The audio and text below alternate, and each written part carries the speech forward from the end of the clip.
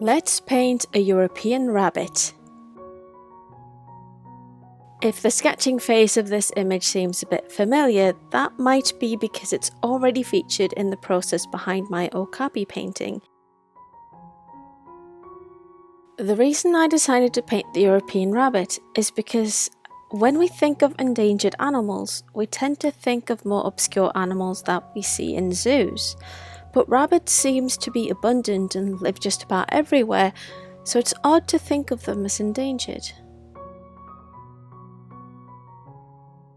With most of the animals in this series, I've started the finished image from scratch and relied on my sketches and references to look at.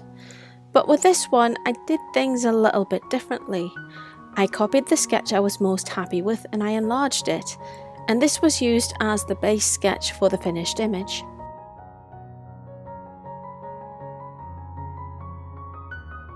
I probably spent far too much time on adding the texture to the rabbit's fur, and that's not saying that I regret painting the lines because that's how I work, but there are ways of speeding things up.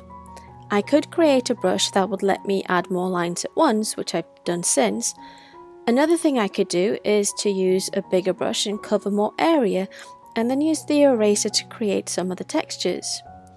It's always interesting to see these things after the fact, but I also know that sometimes I'm just in the zones and whatever I do is just how I felt like doing it at the time. That doesn't mean it's wrong to try to find ways to speed things up, but it's also okay to just get lost in the piece while you're making it.